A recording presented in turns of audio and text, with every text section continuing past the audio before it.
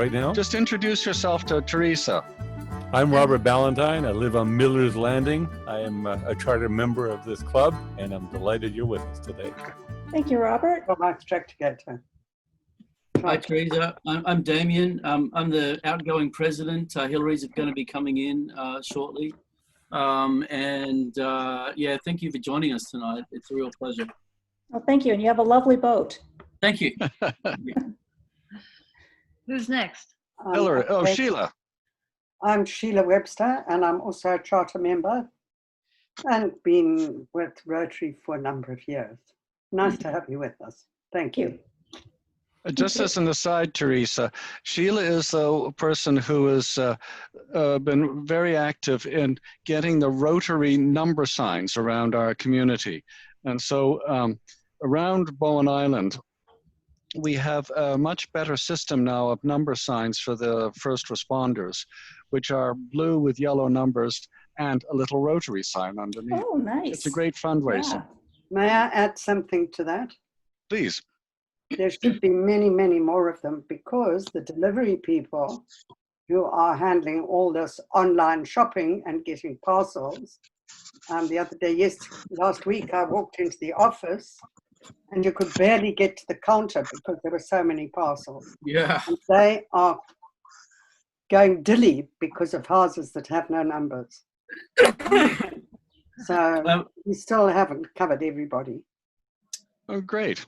But we have a fairly high uptake here on the island. I would say at least 30 to 50% of the properties on the island have signs.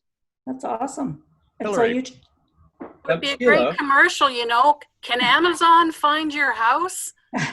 We Yeah. can help. No. Sheila, oh, there you go. Well done.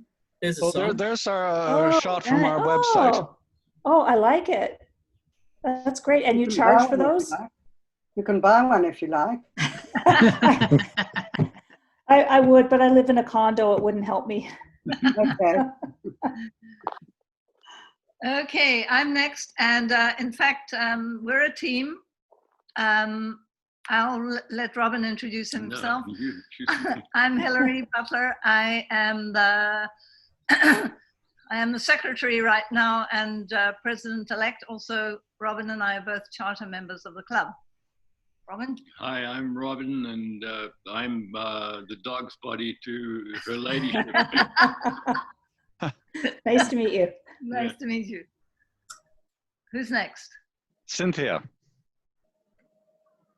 Where's Cynthia? Yeah. Cynthia? She's Hi, on. I'm Cynthia. Where are Oh, you? there you Wait, are. I can't get you all on here. There. Can you see me now? Yeah. Mhm. I'm been in the club about a year now. So And she's our next secretary next year. Great job. That's what I Yeah. do right now. Oh, Hello, Ardith. I clicked something. Okay, who's and I next? don't know what's happened. Okay, next on my list is Bawn. Hi, I'm Bon Campbell. Hey, Vaughn. Hey. Hey. See you, Bawn.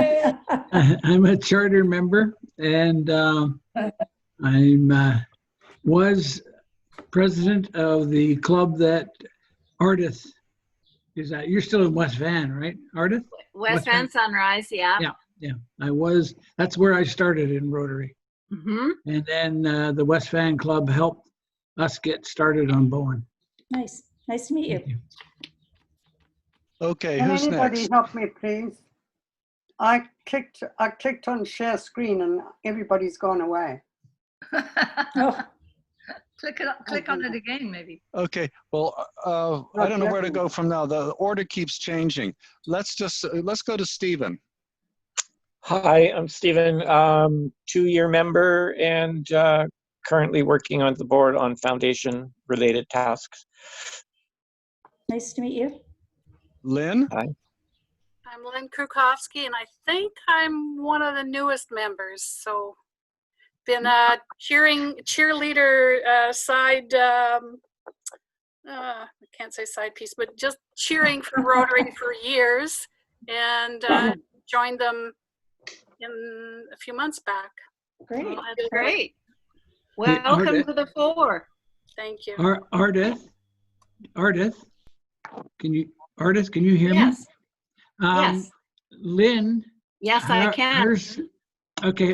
Lynn's son was somebody that our club, the West Van Sunrise Club, sent to Germany for an art camp there. And yes. yeah, and so, that's Excellent. how far Cool. back it goes. Nice. Sort It was of the like Documenta art camp in Kassel, Germany. And my son was hosted by the president of Rotary in Kassel. Oh, that's fantastic. Nice. Oh, nice. We this have part lots of wonderful stories like that with our exchange students and who are still parts of families 21 years post hence. It made a huge difference to our family, so we've always been pretty thankful to Rotary. Okay, Catherine. Hi, I'm Catherine. Hi. I'm a member of Rotary. She is. Hi, Catherine. And Ross, who Greetings, you saw everybody. on Ross that Patterson split here. screen. Yeah, We've past seen president. Thank God for Damien being president 2 years ago. Ross, I'm the recycling guru guy, the liaison with the Bowen Island Recycling Depot, where we make some of our funds every year. Great. And this last year, I did a fundraiser with the Bay of Banderas Women's Shelter. So we raised $1,000 US for their cause in the Bucerias area. Oh, nice. Nice. And Ardith, we haven't been ignoring you, but as I thought. Yeah, let me introduce Ardith to everyone. Please. Ardith, I've been met for probably, I guess, almost 2 or 3 years now. It must be, Ardith, and Ardith has taken on responsibility for our club and our group of clubs to the governor, and so it's been great working with Ardith, and she runs a good meeting, and so I'm glad to have you here tonight. Thank you, Ardith. Great. Thank you for inviting me. We're missing a few people, but I guess maybe they just couldn't make it tonight. Yep. Well, it's still only a few minutes past 7:30. There might be a couple come in late. We should probably start nonetheless, do you think? Yeah. Well, look, thank you very much, everyone, for signing in. Thanks to our guests, Teresa and Ardith, for joining. So tonight, we're going to kick off with a Rotary moment from Sheila, and then we're going to. I'll let Adam. Hold on, no, we're going to. On the agenda, it says Hillary and Ross are going to talk about a couple of projects. Oh, apologies. And then we'll get Adam to introduce Teresa, and then there's some announcements, some meeting notes afterwards, business stuff. So shall we kick it off with Sheila? Okay.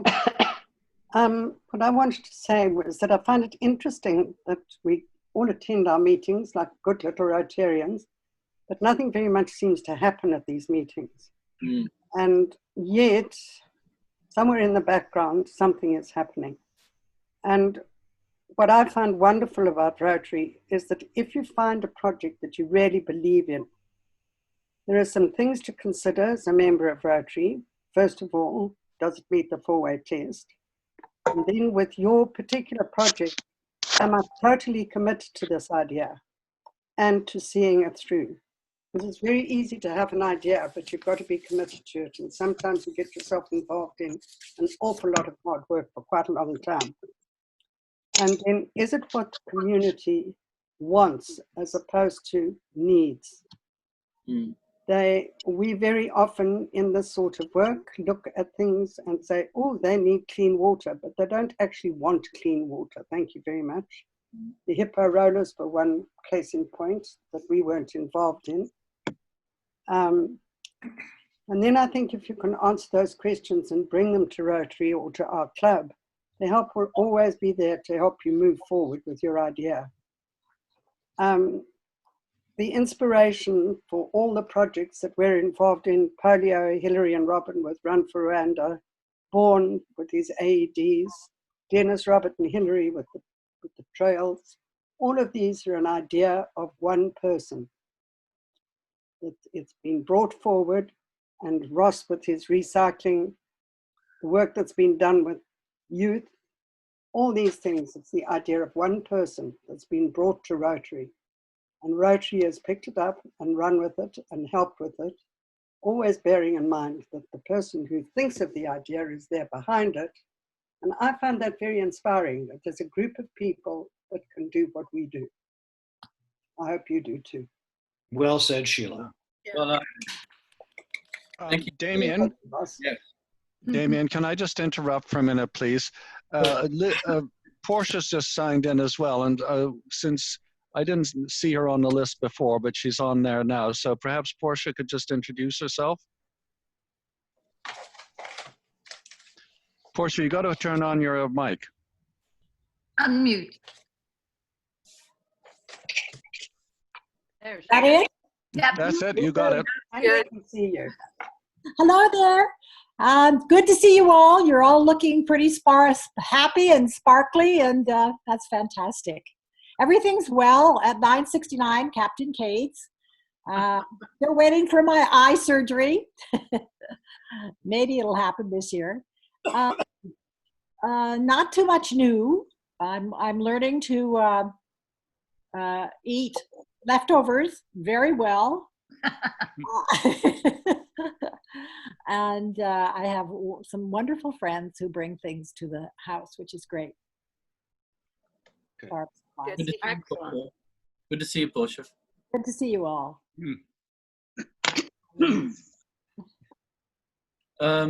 Thank you. Hillary, you and Ross were going to jump in? Yeah, I'll start off and then I'll hand over to Ross because he has a few things to say. I just wanted to tell you all that our Rotary Run for Rwanda will take place this year. Some of you may have received an email already from Comera Canada about it, but it's going to be a virtual run this year. We cannot do our usual in-person run.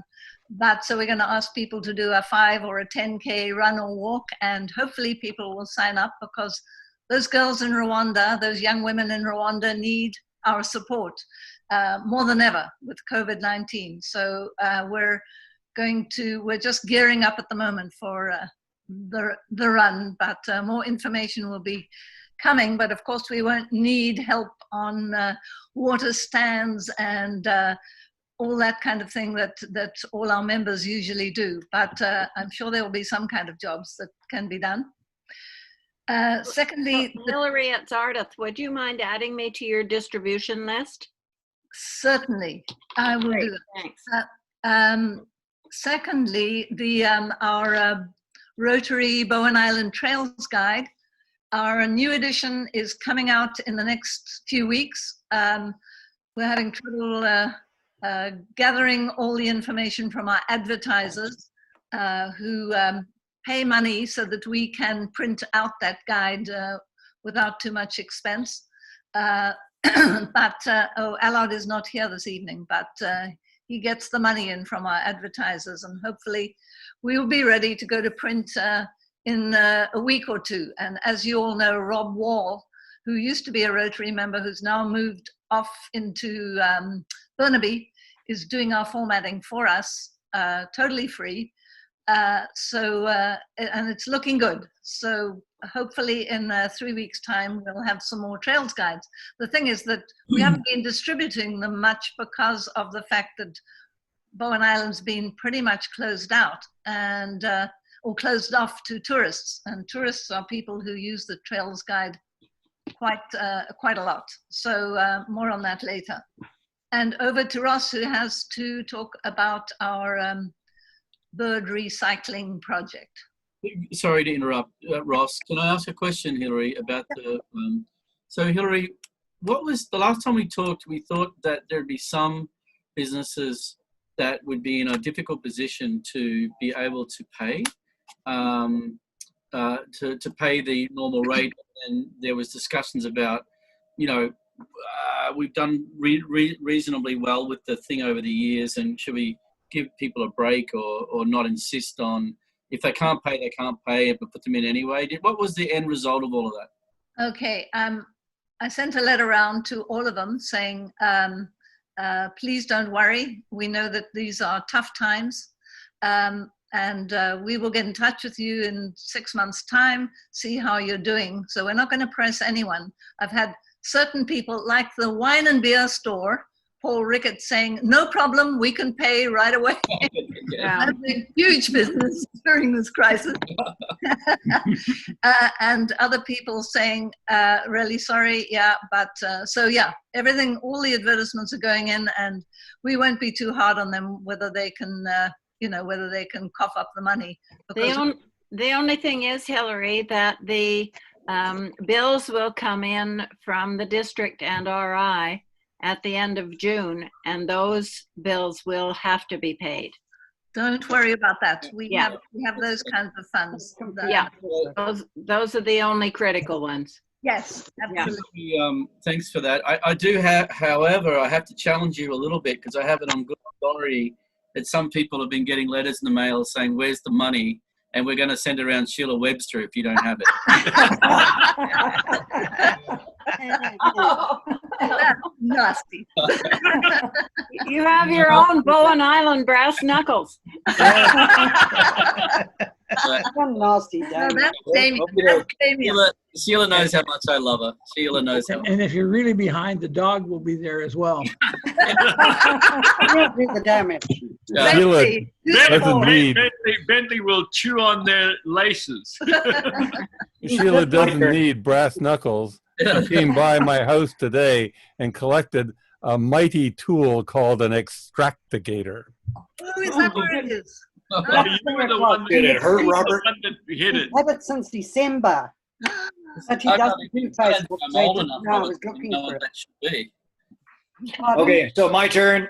Go for Ross. Okay, so the recycling depot this year, obviously things have changed because of the coronavirus. The volunteer organization used to be able to sort bottles over the 5-day open period of the recycling depot amongst all of the customers that came in with their regular recycling as well as their deposits. Now, all of those bottles and cans get collected during the week, the open hours for Bird, and on Tuesday and Wednesday only, a group of volunteers get together to sort them out. So sometimes these big white bags, you guys are familiar with those, have to sit for 3 days before we're allowed to touch them. Not me yet, but we've been asked to volunteer, but there's going to be some pretty intense shifts, like 12 hours over 2 days. So wow, 2-3 hour shifts a day. I'll be out looking for volunteers, but in principle, I've said that Rotary is interested in doing that. I just don't know the dynamics of it yet. Okay, I'll be there.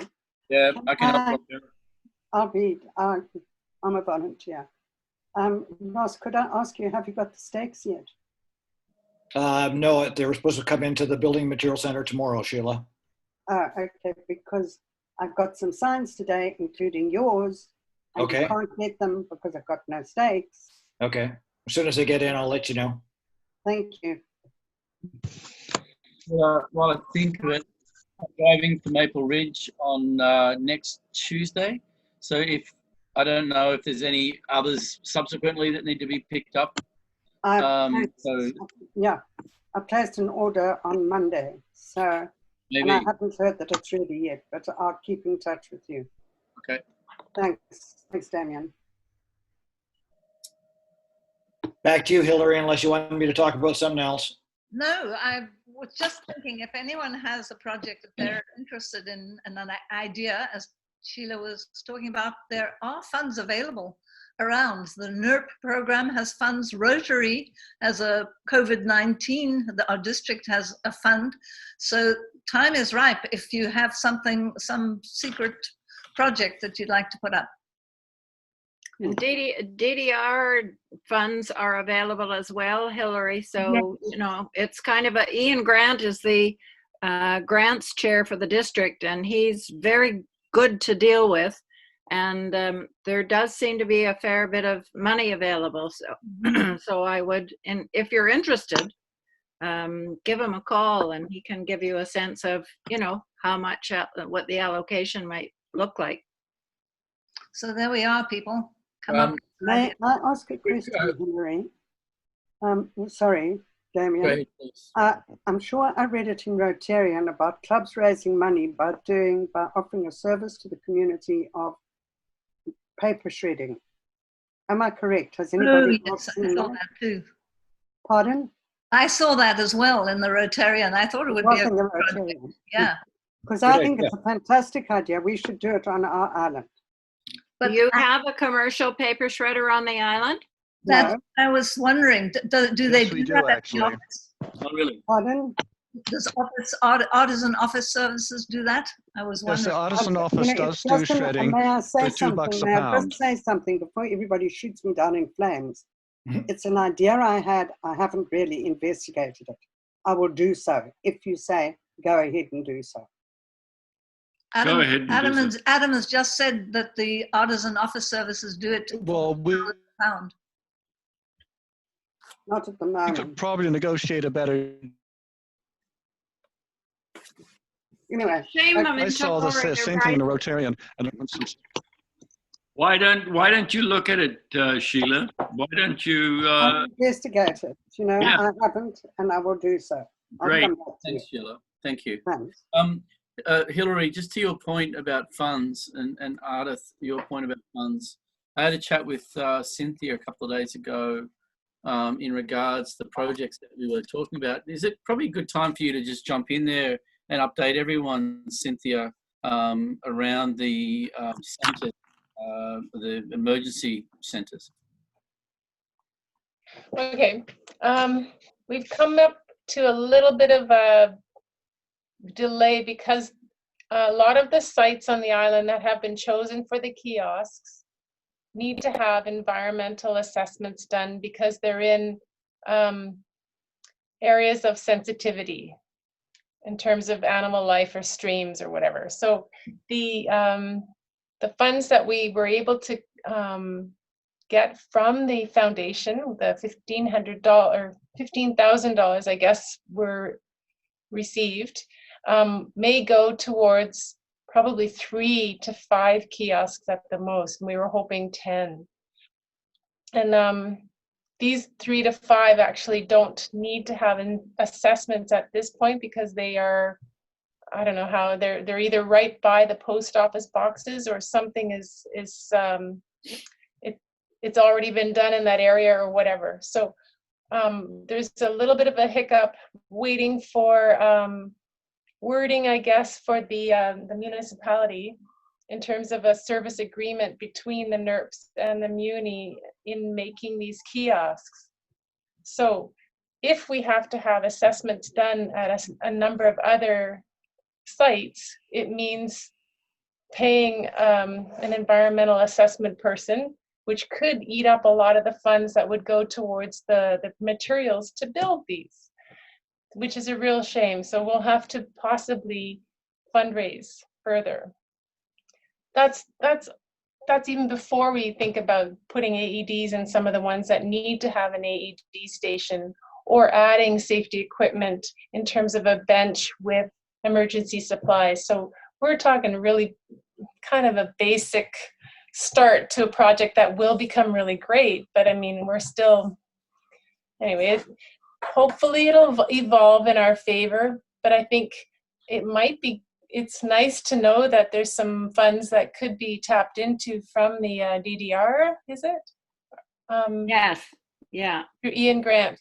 Yeah, so I'm glad you said that because I will keep that in mind and I'll have a look and at the application form to see if we could even start looking at getting these funds. So you could, because you're building on a previous grant, you know, I think it's easier than if you're starting something brand new. Like you're talking the AED stations, aren't you, Cynthia? No. Yes. Yeah. Yeah. Yeah, there's definitely a need for a few more. And I mean, I haven't, I don't know exactly how many, but I know that the AED committee has a few already in the works in terms of planning to build them. And I've already been, I don't know, Well, as your AG, I'm busy bragging about your AED stations all over the place. So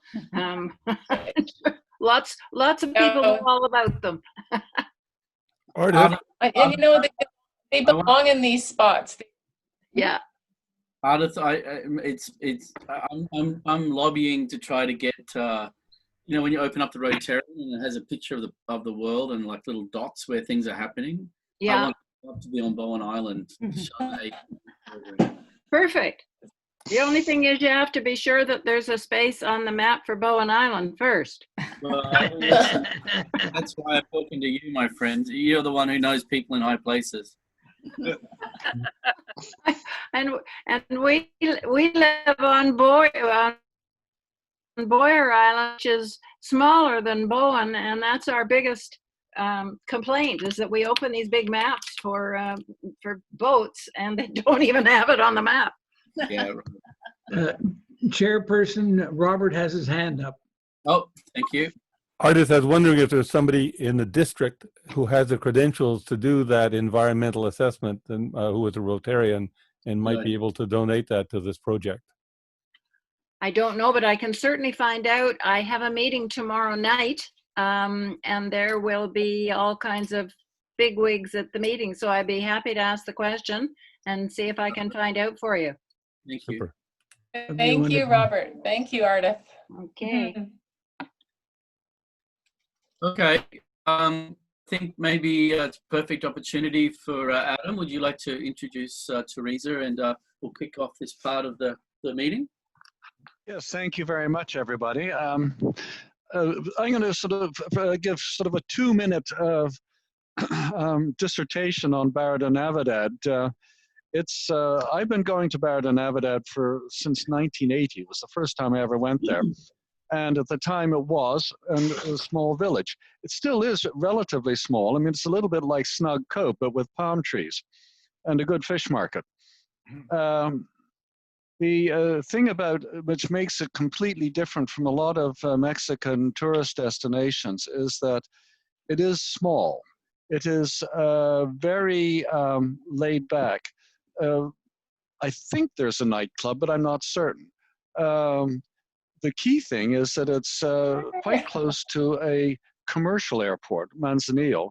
And Manzanillo, of course, is one of the 2 container ports on the west coast of Mexico. So it's easy enough to get to, but it's not something that's on the tourist track. You know, you don't see cruise ships showing up. They never fit in the harbor anyway. But the key thing about it is that there's a strong community of expatriates, many of whom are Canadian. And there's another village just down the beach in Malaki. Same thing again. Most of the people there who go there for the winter are Canadians, mainly from either BC, Saskatchewan, or Quebec. So it's a very simpatico kind of arrangement. And the key thing about this, and I'll let Teresa say more about it, is that the Costa Alegre Rotary Club has thank you, Damien. The Costa Alegre Rotary Club is, well, that's an old picture, if I may say so, on the side there, but has undertaken a large number of projects over the years and is an integral part of the community. And so that the snowbirds, los turistas, are part of the community as well. And we do all kinds of, well, I shouldn't say we, they, I'm just an observer, do all kinds of things to support particularly schools, particularly schools of many sorts. The Mexican educational system, I've explained in various documents, but I'll just rehearse it. The federal government provides the operating costs, basically the teachers' salaries and things like electricity. The state government, in this case the state of Jalisco, provides capital for building things, but it's always new capital. If they, so they have a long list of projects, and that's about it. It's really up to the parents, what we would call the parent advisory committees, to do sort of ongoing maintenance, fix things, and so on. And most of these people are dirt poor. I mean, the fact of the matter is, doing something like let's say even fixing a toilet starts to become an issue.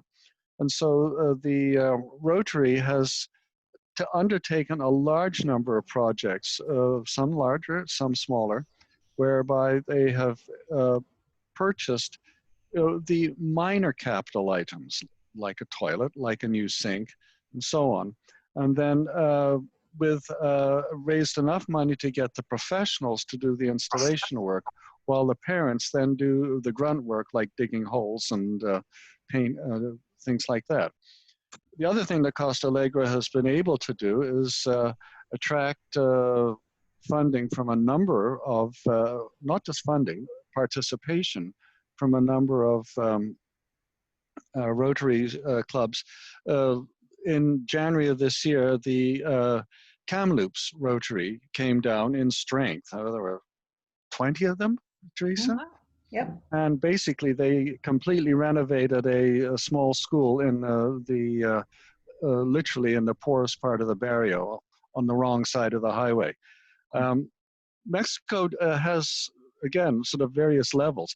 Barra is actually, by Mexican standards, I won't say a wealthy village, but it's not a poor village. But on the other side of the highway is where the immigrants, now we're talking now about people from Central America who come as migrant agricultural workers to work on the fields, because all around Barra is a huge, as Damien knows, agricultural industry, fairly commercial. So it's fruit and a few types of vegetables. But to run this, what? Especially bananas. I was just saying, especially bananas in that area. Yeah. But just a bit inland from Barra, sort of on the road up to Guadalajara, there's a lot of tomatoes and, avocados, et cetera, et cetera, et cetera. So it's a thriving community, but it is, there's a structure to it. And just as we depend upon Mexican labor in our fields, they depend upon labor from Central America. And so this particular school that Kamloops worked on, one of the things they did was basically, yes, the school is provided for the Mexican children, but in the afternoons they had special classes for the Migrantes. Teresa, over to you. Okay, thank you. So thank you everyone for having me today. I'm talking to you from lovely Osoyoos, BC, where I spend my summers and spend my winters in Barra de Navidad. And been going down there for about the past 10 years. And a couple of years, well, I guess about a year ago, we built a house down there. So we're really members of the community. I joined the Rotary Club in the Costa Alegre Rotary Club about 3 or 4 years ago. I'm currently secretary and I'm the incoming president. So as Adam described, it is a very unusual area. It's poor. The town, as he said, the town of Barra de Navidad, while I wouldn't say is well off, there are certainly a lot of nice homes there. A lot of people from Guadalajara, which is the second largest city in Mexico, have summer homes there that come. And it's also a fishing village, so there's a lot of agriculture and a lot of fishing as well. So I'm just going to, I've got a little presentation for you. I'm going to share my screen here. As Adam said, our club has been very involved in school projects over the years. Sorry, I'm just having a little difficulty here. Just trying I would to find, also add that I would also add that Costa Alegre has also supported a couple of old folks' homes in the nearby town of Cihuatlan. Right. Can you guys see my screen? No. See you. No? Oh. Okay, this is where we need Yeah, Robert. I did a dry run this afternoon and I had the same issue, but I was able to get over to it, but I can't remember what I did. You go to the bottom. Oh, wait a second. Wait, maybe this is it. There we go. Okay. You see it now? Yep. Okay. All right. Yes, so, all right, I'm just going to change this to presentation. Okay, there we go. Bingo. All right. So we're a very unique Rotary Club. We are an English-speaking club in Mexico. We're part of District 4150, which is a huge district. As far as I know, we're the only English-speaking club, although we do have a couple of members that, we have one that's totally bilingual and a couple of others that are mostly bilingual.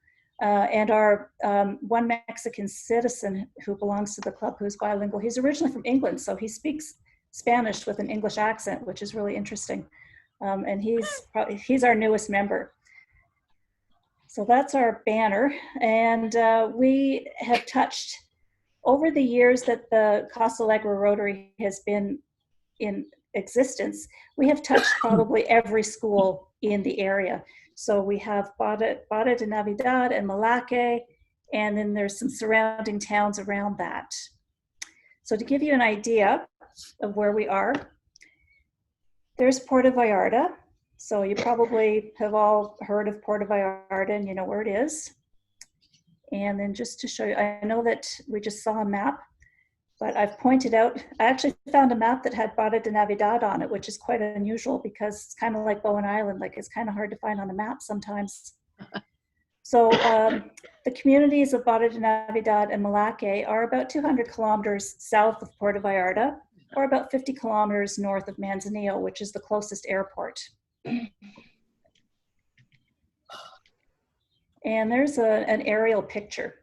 So this is where I live for half the year. It's a beautiful place.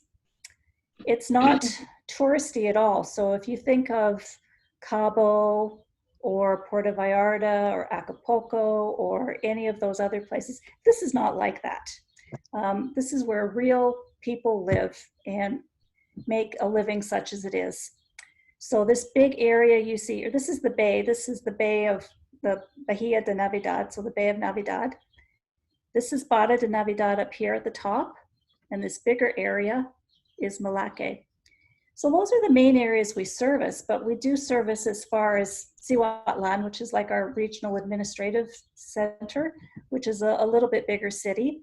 And when Adam said that we have spent money on an old folks home there, over the years we've spent, I believe it was 500,000 pesos, which is a lot of money.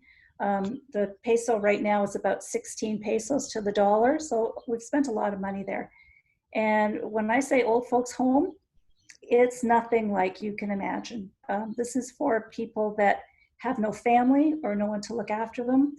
And before we went in and stepped in with another charitable group in the area, you wouldn't even want your dog to stay there. It was really sad and pathetic.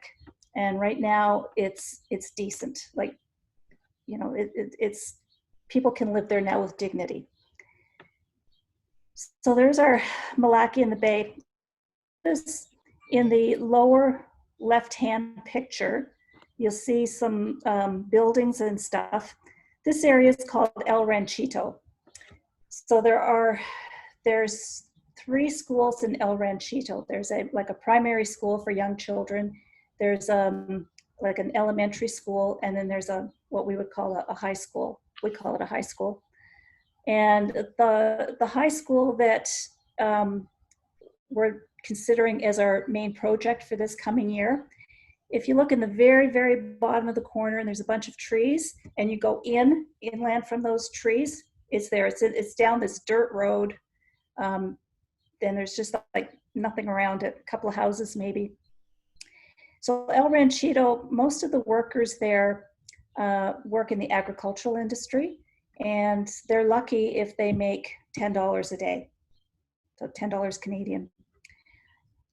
El Ranchito also has, for whatever reason, a number of carpenters live there, and they would make nothing like what Canadian carpenters make, but they would be the more well-off people in El Ranchito.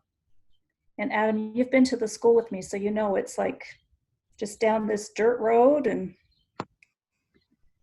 not much to it. So yeah. So this is the school that we're looking at.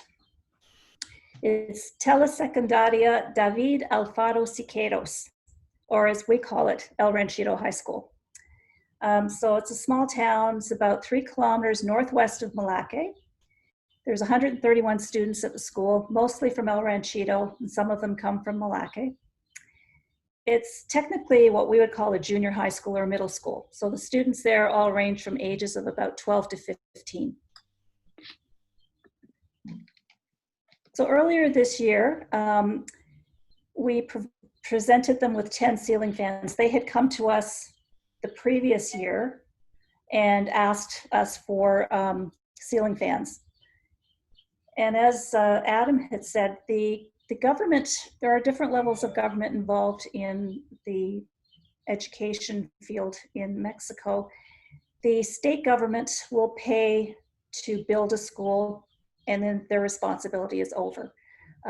They do pay for electricity, and the teachers' salaries are covered. But other than that, it's up to the parents to look after the school. So they requested of us some fans. So we delivered them 10 ceiling fans earlier in the year, and this is when we made the I'll just interrupt there if I may, just to ask everybody to observe that yellow line behind where everybody's standing. That is actually the floor level of the school. As you can see, it's about 4 or 5 feet above ground level. For reasons probably related to flooding during the summer, they built the school that high, but there is no safety railing around it, as we will see. Thank you, Adam, for pointing that out. I was trying to see if I could find some pictures that showed that difference in level, and I hadn't thought to look at this picture to show that. You're right. You're absolutely right. So when we were out there in January, we talked to the principal and we talked to some of the teachers and some of the parents, and you know, we asked them, what do you need? So before they answered us, we took a look. I'm just going to show you a few things here. So this is like a typical classroom in the older building. So that building you just saw where we were giving them the fans, that's a newer building. And there's about, I believe there's about 4 classrooms in that building. And they were waiting for the fans to be installed because when it gets hot down there, it gets hot. And I mean, it's hot all winter, but it gets really, really hot and it's humid. So it's very difficult for the students to learn anything when it's so hot. So they really appreciated the fans. And this is in the older building, which I don't remember exactly what year the older building was constructed, but it's probably at least 20 years old, maybe more. So you can see it's kind of a jumble. And the kids, this is where they have lunch. So another interesting thing about education in Mexico, at least in this area, you are not allowed to bring your lunch to school. And the reason for that is because it gets so hot and it's hot in the classrooms. So they don't want the kids bringing their lunch to school where it could potentially spoil. So every school has some sort of kitchen, and the people that run the kitchens, usually a couple of ladies or whatever, they're contracted by the school, and every day they provide lunch for the students. The students do have to pay for the lunch. And I don't remember the exact cost at this school, but it generally ranges anywhere from about 14 to 18 pesos a day, which is just over $1 Canadian. These pictures were obviously pre-COVID. Yes, yes. We visited the school in February, was it, Adam? Yeah, that's right. About the middle of February. Yeah, yeah. Yeah. And as 2 observations. First of all, it's dog friendly. But Yes. Second of all, the students wear a sort of uniform. The girls wear a skirt and socks, and the boys wear gray pants and a white shirt. So it's a, I won't say it's a mandatory uniform, but it's not, you know, it's not sort of blue jeans and ripped up t-shirts. Yeah. Good point. Actually, the uniforms are mandatory. So that's another cost that the parents have to cover, is the cost of the uniform. So there's lunch and the uniforms and whatever else, whatever levy they give them to whatever needs to be fixed. So a lot of parents will chip in labor or whatever if they can't pay the levy. So this is them lining up for lunch, and then on the right-hand side is sort of their covered eating area. So it's just like a couple of tables with like a tarp over top. If I start cooking the hamburgers? I'm sorry? Sheila, were you waving your hand? No, I thought I heard somebody say something. Oh, I was trying to ask how many students total? In this school, 131. Sorry, okay, thank you. Yeah. So again, just another view. This picture on the left was taken from the walkway, or like the floor level of the old building. So you can kind of see, I'm already looking down to take the picture. So that just shows you the difference in the slope. And then on the right-hand side is inside the kitchen, and it's one of the ladies cleaning up dishes from lunch. So this school, the piece of property that it's built on, the ground is very slopey and uneven. There's a big difference in slope between the one part of the property to the other part of the property. So and because of the rains that they get here, the buildings had to be built at a certain height, because I don't know, Adam, if you've ever been there for rainy season, but when it rains, literally it pours. They can get 22 inches in 24 hours. That's how much it rains Yeah, there. I've been in similar situations, yeah. Yeah. And the rainy season there is basically mostly September and October. So it's when school is in session. So when we went, we asked, what else does your school need? So because of the difference in elevation of the school, and I'll show you some pictures of the walkways they have outside the classrooms, they said, we need wider walkways because the kids fall off the walkways all the time. I mean, they were telling us this like it's an everyday occurrence. And actually earlier this year, one student did fall off and had a concussion. So, if you imagine when it's lunchtime, they're all hungry, they all come rushing out to try to get their lunch. And you'll see it's very easy to fall off these walkways. So that was one thing they said. And the other thing that they would like done is something about the water that they get when it rains. Because when it rains, everything gets flooded. The water just goes everywhere. You can see it starting to erode some of the buildings at the bottom. And it's not a good situation. So we took a look. And so you can see here, and again, there's our friendly dog there. And you can see how narrow the walkway is and how high it is. Now, this lady standing here on the right, she's one of the parents. She's not tall. She's not, well, I'll say she's short, but still it comes up to like under her arm. So it's probably about 3 feet up, and it's not very wide. So the classrooms are just there on the left. The kids come rushing out. They go down those stairs there to the lunch area, and it's accidents waiting to happen, and accidents that have actually happened. So we talked to, and there again, you can kind of see how it slopes down. So we had a contractor come out to take a look at it that we've used on other school projects before. And we figured that making the walkways wider wasn't going to be very cost effective for us. It was going to be very expensive to build new walkways. So we figured the easiest thing to do and the cheapest thing to do would be to put up railings.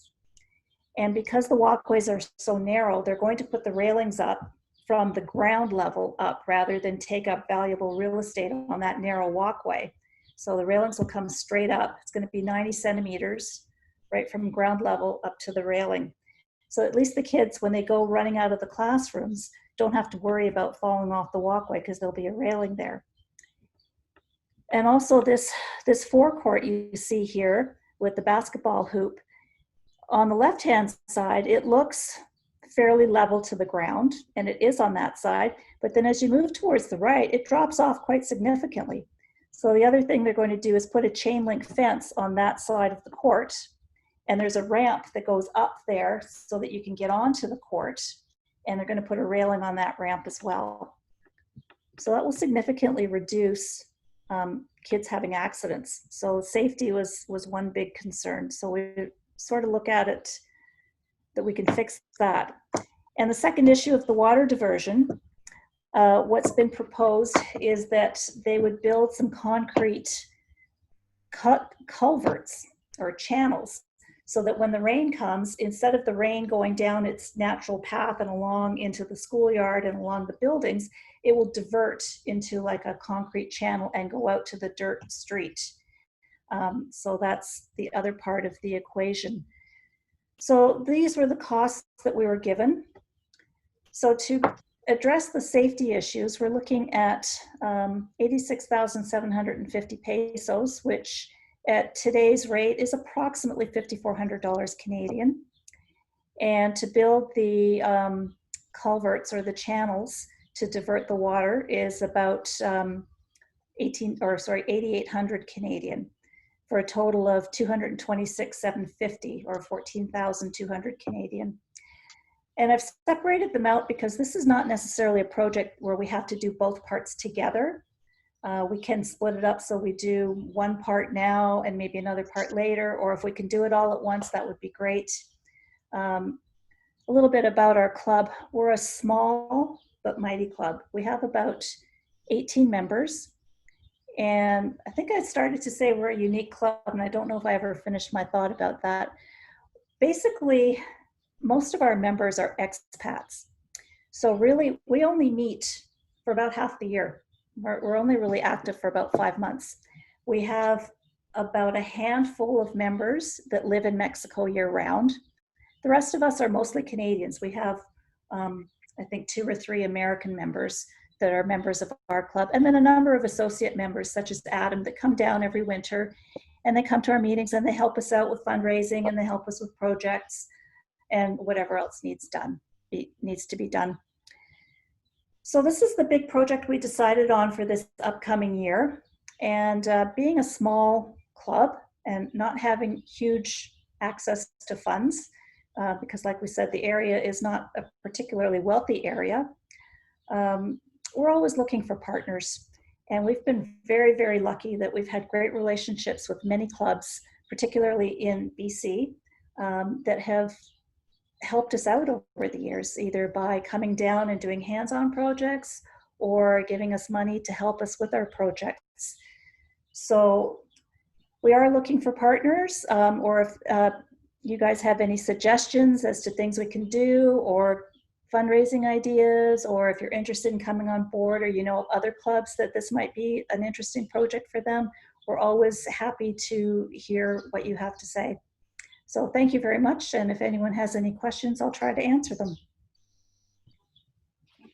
Great. Well, thank you very much, Teresa. I'm going to pass the baton back to Damien or Hillary, and go ahead. Thank you.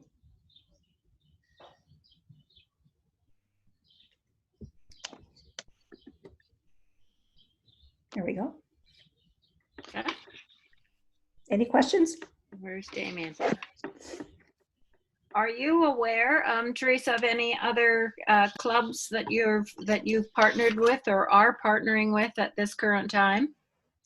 Yes, not on this project because we've just selected this project. But as Adam had mentioned, we had Kamloops West came down. They actually came down and did a hands-on project.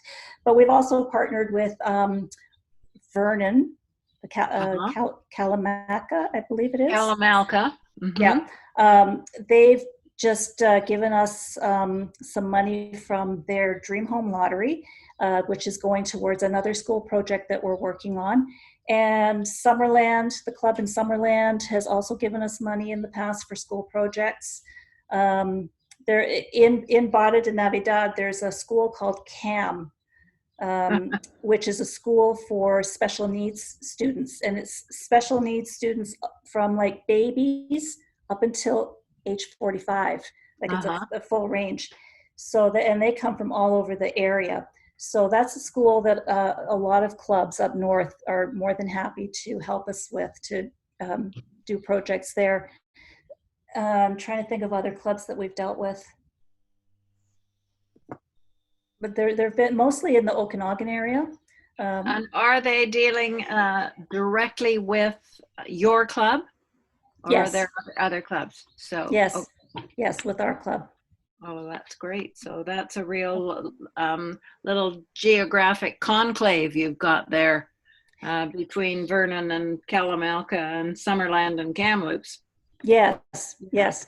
Yeah, we've been very lucky because our project director, Cheryl, she used to live in, I think it was Vernon, and has ties all through the Okanagan and is got really great relationships with a number of clubs in the Okanagan. So that's been a big help for us. That's terrific. I think, I mean, I have no idea what the food bank situation is where you are, but we've been doing through our district grants, a lot of COVID-19 funding has gone towards food banks and local, right. you know, local folks like disabled young people and that Yes. sort of thing. Yes. Yeah. Right now in our area, the hot kitchen and food has been looked after by donations, mostly from expats and either both there and that are back in Canada and the United States. So there hasn't been a need at this point for Rotary to step in. I do head up a COVID task force of 4 members, and we're monitoring the situation, and we still feel that in Bada and Malake, it really hasn't hit there yet. So they've been impacted economically, and that's why there's the need for the food, but the disease hasn't really hit there yet. So we're waiting until either the funding from up north dries up or something else happens where we need to step in and there's not money there. So we're monitoring the situation and we're going to step in if and when needed. Teresa, Sheila had a question. Yes. Have you ever tried combined with another club for an international grant? For an international grant, I believe that way before my time, there was an international grant. So that CAM school that I was mentioning that is for the disabled children and adults, a swimming pool was put in, and I believe that was with an international grant. Okay, because it can double your money, you know. Right. That's for And much more money has been freed up as a result of COVID-19 for global grants, because many of the African countries, for instance, have been locked down. The whole country's been locked down. Places like Nigeria and Uganda and parts of Kenya. So, you know, even if we could get money to them, they couldn't get it. Right. So our issue is more that because we are an English-speaking club, and of course Mexico is Spanish, we've only just recently, like just this past year, got a member that is actually fully fluent in Spanish. We don't really do anything with district grants because it's all in a foreign language. So whenever we have grants involved, it's always been where we've partnered with a club from up north, and they look after the grant. And we're sort of the feet on the ground for where the project is happening. Oh, I see. Okay. And also, while I've got whatever works. Who pays for their books? Who pays for the books? For the books, the books, I'm not sure. I would have to look into that. I know a lot of times they may have been paid for originally, but once by the government, but that's it. Like, you know, other than the building, the electricity, and the salaries, that's it. That's all the government pays for. I think I can add a little bit. Yeah, there are books and some textbooks, I should underline some, provided by the government occasionally, but particularly school libraries. So just sort of additional reading material. And that's often material which has been donated by parents or through, you know, very small funding from various benefactors, not just Rotary, but everybody else. I'm sort of happy to say that in Barra, in the barrio, there's actually quite a good library there. And again, Rotary was instrumental in, was painting, I think, wasn't that it? Yes. Yeah. Yes, we painted it, yes. Again, basically the same type of thing. You know, the work is done by a number of people, but just a simple question of buying paint. You have to get the money from somewhere. Right. Jamie, we have, Hillary's had her hand up. Hillary, Yes. ask your question. Okay. I think it's a great project. I have a couple of questions. One is, how do you raise funds in order to get the money for this project? What kind of fundraising do you do? We depend a lot on fundraising and grants in our club. We're not a wealthy club, so we really would like to know how you get the money to do all this. I mean, this is a lot of money, $14,000. Right, of course, yes. How do you raise it? We actually do fairly well at fundraising, and we only have basically 4 months to fundraise when all the expats are down, because it's the expats that are supporting the club. We have a dinner dance, a Christmas dinner dance, which this past year raised about 111,000 pesos, which is I don't know, I can't do the math right now, but it was very successful. $9,000 plus or minus, yeah. Yeah. We have a golf tournament. We had actually a new fundraiser, that this was the second year. It's a women's fiesta. So this year it really took off, and we had about 300 women for a lunch. It was a luncheon fashion show, exhibits. It was a lot of fun, and it raised a lot of money as well. And we also, the past couple of years, we've done a cash draw. So we've raised money from that. So we do have some money set aside. Our bylaws call for us to set aside 200,000 pesos from one year to the next. And then we top that up with fundraising, obviously, but we always have the 200,000 pesos there. This coming year is going to be a real challenge, because we're not going to be able to do our fundraisers as many clubs where large numbers of people gather. So we have some challenges ahead of us as to how we're going to do our fundraising this year. Right. Gosh. Ardith, would you have any ideas of how the district could help us? Because we would like to subscribe to this. But any ideas about how we could get this money together? Well, I think there's a possibility that we could look at the, the 5 clubs on the North Shore, perhaps getting together to do something. Yeah. That might be something that might work. We're all tasked with the same problem, which is we can't do our usual fundraising, and we can't depend upon, I know my own club has a big hill climb, a cycling hill climb, and we raise over $100,000, and that's our big fundraiser for the year, and we can't do that this year. So we're having to find, scrabbling around looking for other things to do. But there's starting to be some ideas, silent auctions, and someone's doing a polio walk, but it's going to be done virtually. And so the people who are doing the walking are getting people to sponsor them. And then they're doing the walk 6 feet apart, and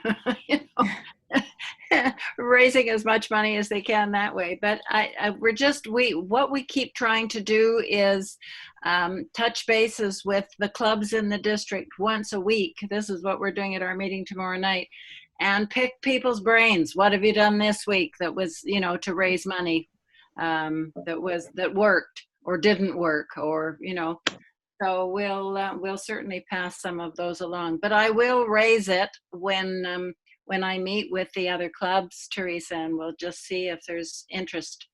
Thank you very much. Any other questions, folks? Catherine, is that a question? Put a hand up. Nothing. Yeah, Teresa. Yeah, just Ardith, on what you were just talking about. I go to the Soyuz Rotary meetings. It's on Zoom this afternoon, and they, I guess District 5060 that our club is in here, they had a district meeting or something on the weekend, and one of the things that they talked about was fundraising. So on today's meeting, they talked about a few ideas that came up from that district meeting, and one of them was a virtual Zoom gala. So you everybody gets dressed up, you purchase a meal from a local restaurant, and then you make a donation to Rotary, or if you partner with the charity or whatever, you make a donation, and then everyone's all dressed up having their dinner all together on Zoom. So that was one thing they had talked about, and doing silent auctions online. And silent auctions, yeah. One of the things that we did over the weekend was something called Roskers, which is Rotary Oscars joined together, and that was because we didn't have the opportunity to have our usual face-to-face get-together to do the Rotary Club of the Year and the Rotarian of the Year and People of Action and all those awards. So we did it via Zoom, complete with a red carpet and the appropriate trumpet voluntary music.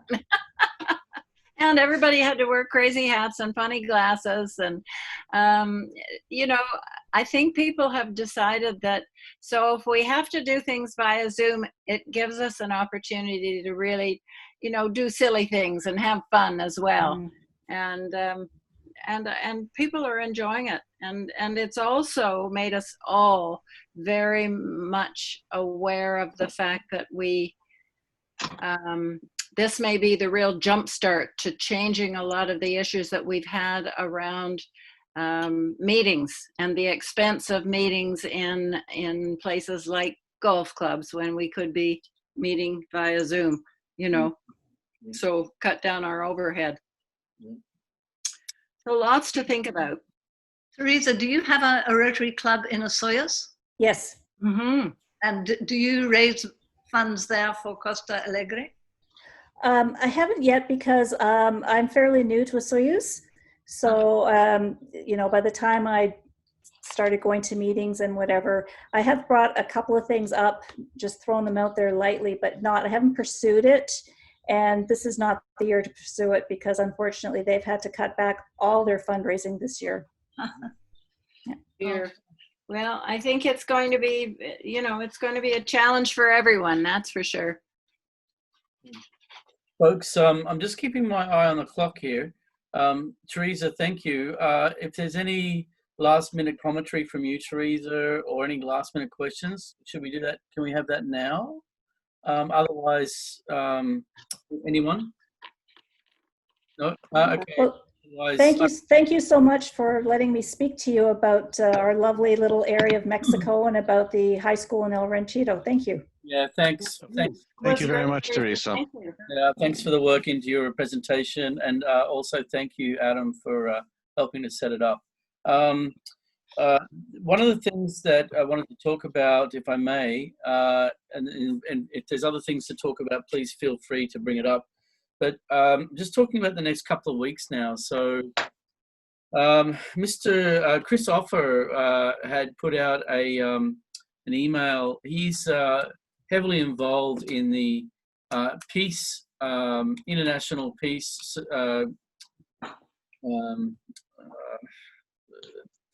scholarship group, and he was offering to do a Skype meeting, Zoom meetings on about what's happening with the peace fellowships and the international peace centers around the world. You know, there's been some changes, there's been some growth from whatever it was 5-6 years ago, when there was like, you know, a couple of hundred people a year applying for 100 positions, Now there's thousands. We know that Bev Rapley, we put her up for scholarships, and she got through the process, and wasn't able to get right through to the end. But nevertheless, it was a great experience for her, and it's something we've supported. I know that Bowen is very passionate about this part of Rotary, and I know that it intrigues me a lot as well. So he offered to us in the next, couple of weeks when it was possible to do it. I wanted to just check in with everybody. So we have next. Correct me if I'm wrong here, Hillary. The next meeting would be a board meeting. Next Tuesday. Yeah, next Tuesday. Yes, and we have a couple of then we have a couple of normal meetings, and then it's basically the end of June, and we've got to, the king is dead, long live the queen, and all that sort of stuff. Actually, it's another king. Yeah, we need to basically plan for that. So my question, and Hillary, you're away for a couple of weeks in June, are you not? Yes, from the 5th of June to about the 12th. All right. So only a week, but we will be online though. I wonder if I talk to Chris about his offer to speak to us in one of those middle weeks when you're away, and then at the last one of the month we have a social / transition. And Catherine, do you think that by the time, in a month's time, do you think that we would be able to have a face-to-face but separate, like we could do something at my place on the deck and people could spread out, and, do you think next time you'd be comfortable organising something like that? You got your microphone shut, Catherine. We could paint X's on your deck, right? Yeah. And then stand on them, sit on them. Circles. Circles. You've got your mic muted. Can you unmute yourself? Yeah. Oh, there you go. Fine. Do you think in a month's time? time? The end of June, or? Yeah. What do you think that would be possible? How does everyone else feel? I feel okay about it, but I'm not. I'll put together an email then. Personal note, I would be fine by it, but it's up to everybody else, obviously. Yeah. Check everyone out and see what they think. Sure. Yeah.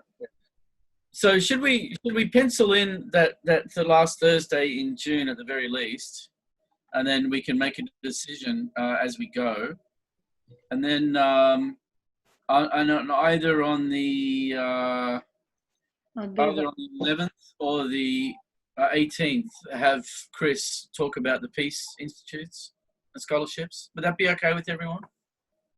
Sure. The 25th. Damien, a Yes. quick way to get a reading from everybody is to use the participants list, and people can click on yes or no. So you don't need to go around. You don't need to hear from people. It's built into the system. The other thing that people should know about is that if you want to unmute temporarily, just for a short time, the way I'm doing now, hold your space bar down. When you're finished talking, let it go. Okay. If everyone can actually find that thing that Robert's talking about, but participants. It's a couple of weeks away, so we can send out emails and stuff. But next week would be a board meeting, and either the 11th or the 18th, I would ask Mr. Offer to do his presentation, unless there's any howling protests. Okay, we were talking about having Phil Osborne from the Trail Society coming on the 11th, but I think he'd move to another day if necessary. We also have a presidents and PE meeting on the 11th, so it sounds like it's backing up. So let's do Phil when he said he could do it. Was that on the 11th? Yeah. But you'll be away, Hillary, correct? Well, I can be online. Of course. Yeah, of course. Yeah. All right. So let's go for Phil, and I'll ask Chris if he can do it on the 18th. Okay. What about this meeting with Ardith on the 11th? Oops. Are they always on Thursdays, these meetings, Ardith? They're always on the second Tuesday of the month. No, we're talking about Thursdays, Ardith. Pardon me? We're talking about Thursdays. Oh, you're talking about Thursdays. Well, that's fine, unless there was some, I can't remember. We said it a long time ago, so Yeah. the 11th is in my brain. Yeah, okay. All right, and then so we'll see if we can organize, and in a month's time, we'll see if everyone's feeling a bit more comfortable about things. The rules have changed a little bit, and maybe we can get together, either in like Crippen Park or on my deck or something, and have some sort of thing. Fireworks, 21 guns for Hillary, all that. Oh, noise. So, anyone, folks, are there any other things that we need to talk about immediately? I just have one more thing, Damien, if I may. Please. I don't know how many of your members have been taking the e-learning webinars.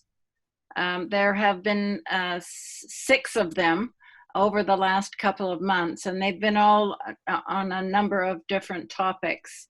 One on membership, one on foundation. There've been quite a number of them. That in conjunction with, there was a 2-day grant webinar, and now there is a 9-session grant seminar on the e-learning site on My Rotary that has to be completed. 2 members of each club have to complete it in order to be eligible for grants. Did you say 9 sessions? 9, they're 9, what do they call them? 9 modules, and some of them are 15 minutes long. So it sounds awful, but it's not so bad. Well, I'm sure there'll be a stampede of people wanting to do that, Ardith. Well, they've mentioned it many times, so I have a feeling the stampede is in the other direction. Yeah, Steve, I believe, has done the foundation one, and maybe I think Allard dialed in on that one to have the second person. Is that right, Steve? Yeah, I haven't sent the information over to Allard, but we will be taking that over through the summer. Yeah. Okay. But make sure it's the grants management one. Right. Okay. Because that one's on my list. Yeah, that's good. You have to take a complete series of them in order to be eligible. Okay, so those last sessions that were done don't count to that. They do, but they're in addition to. Oh, they're in addition to. Because I couldn't attend the second or the first one, but I actually have just listened to the recording of it. Does that count? I don't know. You have to ask ask Keith and see what he says. Yeah, because it's online. You just get on and you can listen to the whole thing, watch the whole thing. Well, that's all we did because we were all were all muted. So well, he may not know register, but anyway, I will ask him. Thank you. Okay.